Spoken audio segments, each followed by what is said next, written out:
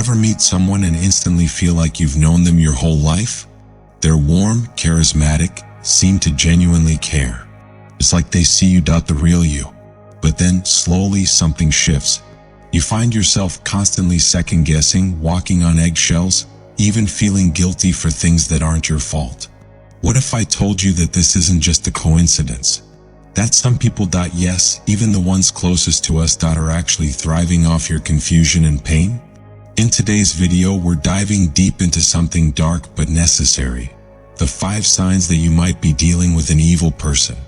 And before you scroll past thinking, nah, not me, remember this: evil doesn't always show up in a horror movie mask.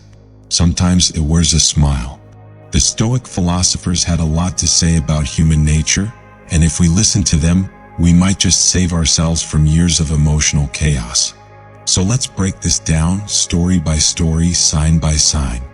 And stick around for a powerful bonus strategy at the end. Something every Stoic warrior needs in their emotional toolkit. 1. The charmer who's always center stage.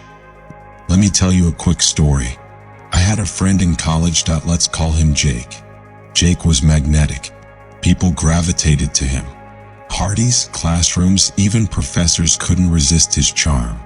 But after a while, I noticed something strange. Every time someone else got attention, Jake would crack a harmless joke at their expense.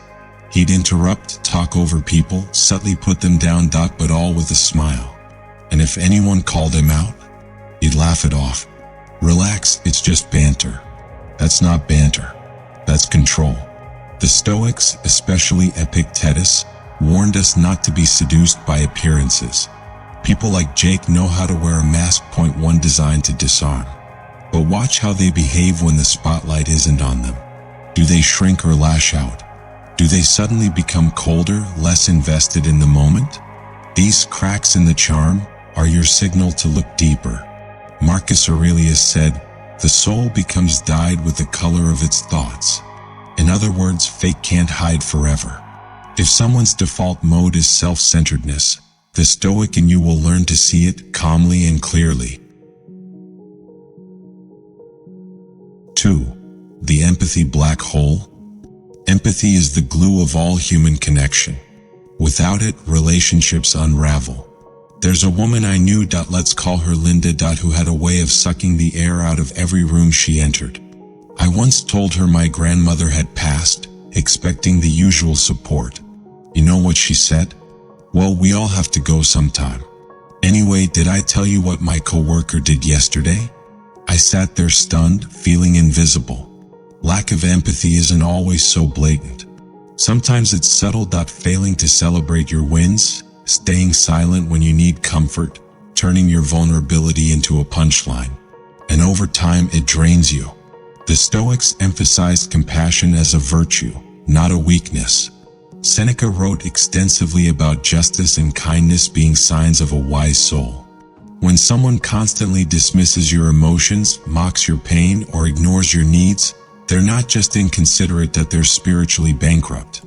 In work environments, this shows up in bosses who grind employees to dust without a second thought. No compassion, no flexibility, just output. And the Stoic response? Keep your inner peace. You are not their chaos. 3. The Master Manipulator. Manipulation is the silent assassin of relationships. It doesn't shout, it whispers. Ever heard of gaslighting? That thing where someone makes you doubt your memory, your perception, even your sanity? Yeah, that's real. And it's deadly to your confidence. Let me paint you a picture. You confront someone about a hurtful comment they made. Instead of apologizing, they turn the tables. "Wow, I didn't know you were so sensitive. I was just joking." Now you're second-guessing your own experience. That's gaslighting. Or they constantly guilt-trip you. "If you really cared, you'd do this for me." Or flatter you when they need something only to withdraw the moment they get it. Stoicism teaches that we must remain grounded in reality, not the reality someone tries to sell us, but the truth we observe with our own eyes. Epictetus said, It's not what happens to you, but how you react to it that matters. Recognize the pattern. Stay calm and pull back. Manipulators thrive when you lose your footing. So the Stoic solution? Don't give them the leverage. Know your worth. Don't barter your peace for their approval. 4. The puppet master, control freaks disguised as caregivers. There's a thin line between care and control. And evil people cross it without hesitation. Imagine dating someone who says, "I just want to know you're safe. Can you send me a photo every hour?" At first it feels sweet, but soon they're checking your phone, managing your money, deciding who you can and can't hang out with. You're isolated, anxious, and no longer your own person.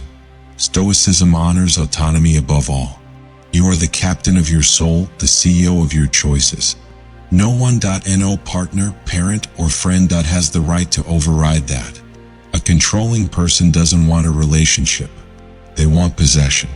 They might say things like, "Your friends don't really care about you," or "Only I understand you." That's not love. That's programming. Seneca warned against giving our minds and time to those unworthy of them. If someone starts playing God in your life, it's time to set boundaries. And maybe cut ties. 5. The pathological liar, masters of fiction. Lying is the ultimate form of disrespect. It says, "You don't deserve the truth." But pathological lying? That's a whole new level. These people lie for sport, for control, for no reason at all. One minute they're a war hero, the next a self-made millionaire. Their stories don't add up, but they're told with such conviction, you start to believe them. You might catch them in a lie. Only for them to deny, deflect, or double down. They'll twist your memory, change the subject, or blame you. "I never said that." You must be confused. And if they're really cunning, they'll throw in a sprinkle of truth, just enough to keep you doubting yourself.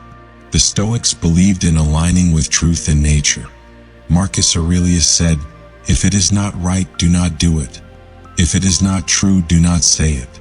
If someone's default setting is deceit, they are not just lying to you. They're rejecting the core of Stoic virtue. Honesty builds trust. Lies corrode it. Don't build your house on sand. Bonus strategy: set boundaries like a Stoic warrior. Okay, now that we've unpacked the warning signs, let's talk defense. Stoicism isn't just about theory. It's about action. And setting boundaries is one of your most powerful tools. Boundaries aren't walls. They're filters. They don't keep everyone out. They just keep the wrong people from taking up too much space. Start small. Be clear. Say things like, "I don't tolerate being spoken to like that," or "I need time before I respond to this conversation." Stick to it even when it's uncomfortable. And don't expect applause. People who benefit from your lack of boundaries will resist the change. That's okay. Marcus Aurelius reminded us to expect obstacles, not be surprised by them. Stand firm. Your peace is worth it.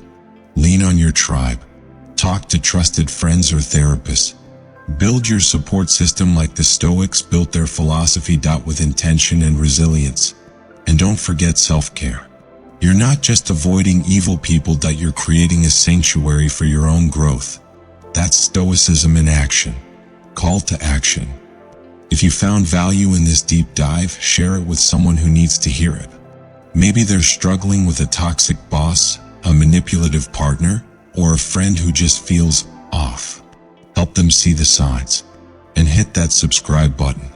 This channel is your space to grow stronger, wiser, and unshakable. We've got more Stoic tools, powerful mindset shifts, and real-world strategies coming your way. Until next time, stay grounded, stay wise, and remember, your peace is your power.